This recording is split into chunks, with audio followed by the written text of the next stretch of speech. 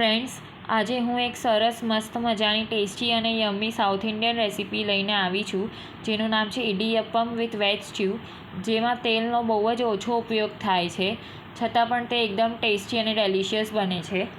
Recipe એકદમ simple, easy અને instant છે. ઇડલીના જેમ નથી એમાં દાળ ચોખા પલાળવાની ઝંઝટ ને નથી એમાં ફર્મેન્ટેશનની ઝંઝટ. ઇડલી તો આપણે અવારનવાર ઘરે બનાવતા જ હોઈએ છીએ, પણ જો મારી રેસીપી પ્રમાણે ઇડીયપ્પમ બનાવશો તો તમે ઇડલીને પણ ભૂલી જશો, એટલા ટેસ્ટી ને યમ્મી બને છે. જો તમને મારી આજની બતાવેલી રેસીપી ગમે તો મારી ચેનલને સબસ્ક્રાઈબ જરૂરથી કરજો અને સાથે સાથે બેલ આઇકન પર પણ ક્લિક કરજો. તો ચલો ફ્રેન્ડ્સ, મારા કિચનમાં આપણે રેસીપી બનાવવાનું સ્ટાર્ટ કરીએ હવે.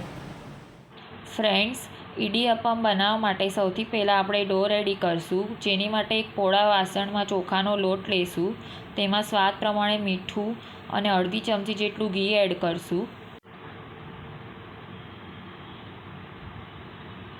મિક્સ કરી લઈશું અને ત્યારબાદ જરૂરિયાત પ્રમાણે થોડું થોડું કરીને ઉકાળેલા ગરમ પાણીનો ઉપયોગ કરીને ડો રેડી કરીશું.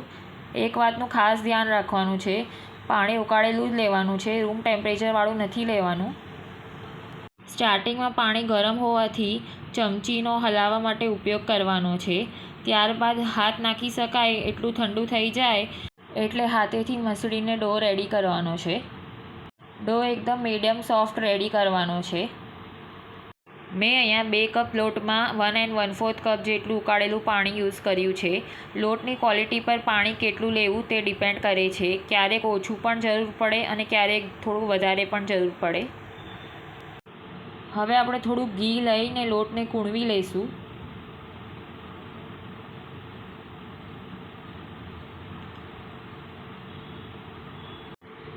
લોટ મસળાઈને રેડી છે. આપણે આવો મીડિયમ સોફ્ટ ડો રેડી કરવાનો છે. હવે લોટને રેસ્ટ પર નથી રાખવાનો, તરત જ એમાંથી આપણે ઇડીયપ્પમ બનાવી લેવાના છે. હવે મેં અહીંયા સેવ બનાવવાનો સંચો લીધો છે.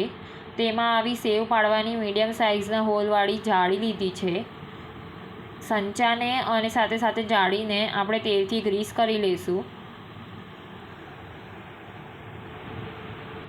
ફ્રેન્ડ્સ, જો તમને મારી બતાવેલી રેસીપી ગમે તો ચેનલને લાઇક, શેર અને સબસ્ક્રાઈબ જરૂરથી કરજો અને ચોક્કસથી આ રેસીપી ટ્રાય કરજો અને મને કમેન્ટ કરીને જણાવજો રેસીપી કેવી લાગી. હવે વિડીયોમાં બતાવેલી રીત પ્રમાણે જાળીને સંચામાં ફિક્સ કરી દઈશું અને ત્યારબાદ લોટને આવી રીતે મસળીને સંચામાં ફિલ કરી દઈશું. ફ્રેન્ડ્સ, ઇડીયપ્પમને હું વેજ સ્ટ્યુ સાથે સર્વ કરવાની છું, માટે એન્ડ સુધી વિડીયો જરૂરથી જોજો તો તમને પૂરો ખ્યાલ આવશે ઇડીયપ્પમ વિથ વેજ સ્ટ્યુ કેવી રીતે બને છે તે. હવે મેં લોટને સંચામાં ફિલ કરી દીધો છે ને ઇડીયપ્પમ સ્ટીમ કરવા માટે આવી એક ચાયણી લીધી છે. તમે જોઈ શકો છો. તમે આવી કોઈ બી હોલવાળી ડીશ અથવા તો ઇડલીનો સ્ટેન્ડનો ઉપયોગ પણ કરી શકો છો. ચાયણીને પણ આપણે તેલથી ગ્રીસ કરી લઈશું. હવે આવી રીતે સંચાથી ઇડીયપ્પમ તમારી મનપસંદ સાઇઝના પાડી લેવાના છે.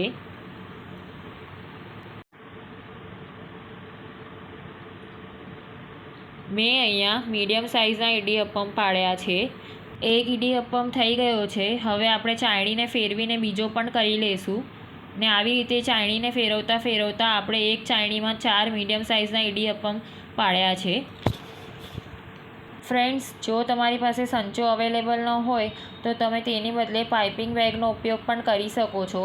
તેમાં પણ તમે ડો ફિલ કરીને આવી રીતે ઇડીયપ્પમ બનાવી શકો છો, પણ તેમાં થોડોક સમય વધારે લાગશે. હવે આપણા ચારેય ઇડીયપ્પમ બનીને રેડી થઈ ગયા છે. તો હવે આપણે તેને સ્ટીમ કરી લઈએ. સ્ટીમ કરવા માટે મેં એક કઢાઈમાં પાણી ગરમ કરવા માટે મૂક્યું છે. તેમાં એક રિંગ રાખી છે, તો તેના પર આપણે એક ચાયણી મૂકી દઈશું અને ઇડીયપ્પમ સ્ટીમ થવા દઈશું. ઇડીયપ્પમને સ્ટીમ થવા માટે 4 થી 5 મિનિટ જેટલો જ સમય લાગે છે.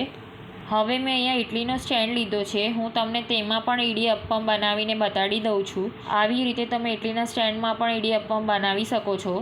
હવે આપણો જેટલો બી ડો હતો તેમાંથી મેં બધા ઇડીયપ્પમ બનાવીને રેડી કરી દીધા છે. તમે જોઈ શકો છો. ટોટલ 12 ઇડીયપ્પમ બનીને રેડી થયા છે. હવે આપણે જે ઇડીયપ્પમ સ્ટીમ કરવા માટે મૂકેલા તે સ્ટીમ થઈને રેડી છે, તમે જોઈ શકો છો. તો હવે આપણે તેને એક વારે કાઢી લઈએ. અને તેને ઠંડા થવા દઈએ. ત્યાં સુધી બીજા ઇડલીના સ્ટેન્ડમાં જે ઇડીઅપ્પમ બનાવ્યા છે તેને સ્ટીમ કરી લઈએ. હવે ચાયણીવાળા ઇડીઅપ્પમ ઠંડા થઈને રેડી છે તો તેને ડિમોલ્ડ કરી લઈએ. તમે જોઈ શકો છો આપણા ઇડીઅપ્પમ એકદમ જ સોફ્ટ બન્યા છે. હું તમને ટર્ન કરીને પણ દેખાડી દઉં છું. ખરેખર બહુ જ સોફ્ટ અને મસ્ત બન્યા છે. ચાયણીવાળા બધા ઇડીઅપ્પમ મેં ડિમોલ્ડ કરી લીધા છે. હવે ઇડલીના સ્ટેન્ડમાં જે ઇડીઅપ્પમ હતા તે પણ સ્ટીમ થઈને રેડી છે તો તેને પણ ડિમોલ્ડ કરી લઈએ. હવે હું તમને નજીકથી દેખાડી દઉં છું. ઇડીઅપ્પમ ખરેખર બહુ જ સોફ્ટ બન્યા છે. તમે જોઈ શકો છો આપણે આવી રીતે વાળીએ છીએ તો પણ તે તૂટતા નથી, એટલા સોફ્ટ બન્યા છે. તો હવે બીજો જે ઇડલીનો સ્ટેન્ડ હતો તેને પણ ડિમોલ્ડ કરી લીધો છે.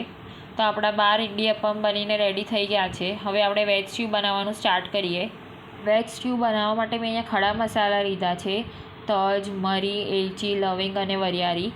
ત્યારબાદ કાજુના ટુકડા અને લીલા મરચાં લીધા છે. સાથે સાથે મેં અહીંયા ફ્રેશ કોકોનટ ગ્રેટ કરીને રાખ્યું છે, તે પણ આપણે એડ કરી દઈએ. ફ્રેન્ડ્સ, વેજ સ્ટ્યુ ટ્રેડિશનલી તો કોકોનટ મિલ્કથી બને છે, પણ તે થોડોક ટેસ્ટમાં ફીકો લાગે છે. માટે હું અહીંયા ફ્રેશ કોકોનટ, થોડાક વેજીટેબલ અને સાંભાર મસાલાનો ઉપયોગ કરીને તે બનાવું છું. હવે મિક્સર જારમાં થોડુંક સ્વાદ પ્રમાણે મીઠું અને થોડુંક પાણી એડ કરીને આવી ફાઇન પેસ્ટ રેડી કરી લઈશું. હવે વેજ સ્ટ્યુનો વઘાર કરવા માટે આપણે એક કડાઈમાં તેલ ગરમ કરવા માટે મૂકશું. તેલ ગરમ થાય ત્યારબાદ તેમાં તમાલપત્ર અને જીરું એડ કરશું. ત્યારબાદ લીમડો એડ કરશું ને હિંગ પણ એડ કરશું સાથે સાથે, અને બધું સ્પેચ્યુલાથી થોડુંક મિક્સ કરી લઈશું. ત્યારબાદ થોડાક ટમેટાં એડ કરશું ચોપ કરેલા, જેને મેં મીડિયમ સાઇઝના ચોપ કર્યા છે. 1-2 મિનિટ માટે ટમેટાને સોતે કર્યા બાદ થોડુંક પાણી એડ કરશું, જેથી કરીને તે ફટાફટ ચડી જાય. ત્યારબાદ કઢાઈને લીડથી કવર કરી દઈશું 1-2 મિનિટ માટે. ગેસની ફ્લેમ મીડિયમ રાખશું. 1 મિનિટ બાદ તમે જોઈ શકો છો ટમેટાં એકદમ જ મેશી થઈ ગયા છે.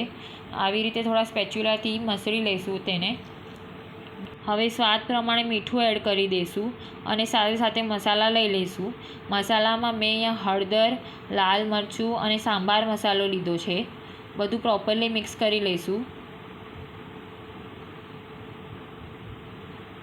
ને 1-2 મિનિટ માટે મસાલાને પણ ચડવા દઈશું. ત્યારબાદ આપણે જે કોકોનટની પેસ્ટ રેડી કરી હતી તે કઢાઈમાં એડ કરી દઈએ. બધી જ પેસ્ટ આપણે કઢાઈમાં એડ કરી દીધી છે. હવે મિક્સર જારમાં થોડુંક પાણી લઈને તેને કઢાઈમાં એડ કરી દઈએ. બધું પ્રોપરલી મિક્સ કરી લઈએ. 1-2 મિનિટ માટે બોઇલ થવા દઈએ. ત્યારબાદ મેં અહીંયા કાશ્મીરી લાલ મરચુંનો ઉપયોગ કર્યો છે, જેથી કરીને કલર થોડો સારો આવે. બધું પ્રોપરલી મિક્સ કરી દઈશું. તમે જોઈ શકો છો તેલ છૂટું પડી રહ્યું છે. તો હવે આપણે વેજીટેબલ એડ કરીશું. વેજીટેબલમાં મેં અહીંયા ફણસી અને વટાણાને આવી રીતે બોઇલ કરી લીધા છે, તે એડ કરી દઈએ. સાથે સાથે ભોપલો અને દૂધી બેઉને મેં બોઇલ કરી લીધા છે, તે પણ એડ કરી દઈએ. બધું જ પ્રોપરલી મિક્સ કરી દઈએ. ત્યારબાદ ગ્રેવી બનાવવા માટે જરૂરિયાત પ્રમાણે પાણી એડ કરીશું. ગ્રેવી આપણે મીડિયમ થીક રેડી કરવાની છે. બધું પ્રોપરલી મિક્સ કરી લઈએ. હવે મને પાણીની હજી થોડીક જરૂરિયાત લાગે છે, માટે હું હજી થોડુંક પાણી એડ કરી રહી છું.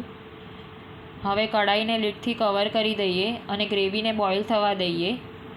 લીડ કાઢી લઈએ. વેજીટેબલ બોઇલ કરેલા હતા માટે તેમાં તો મીઠું હતું જ, પણ હવે પાણી એડ કરવાથી થોડુંક સ્વાદ પ્રમાણે મીઠું મેં એડ કર્યું છે. હવે સૌથી છેલ્લે થોડીક કોથમરી લઈ લઈશું સમારેલી. બધું પ્રોપરલી મિક્સ કરી દઈશું. તમે વેજ સ્ટ્યુની કન્સિસ્ટન્સી જોઈ શકો છો. આવી મીડિયમ થીક કન્સિસ્ટન્સી રાખવાની છે. હવે વેજ સ્ટ્યુ બનીને રેડી છે, તેને આપણે સર્વ કરી લઈએ.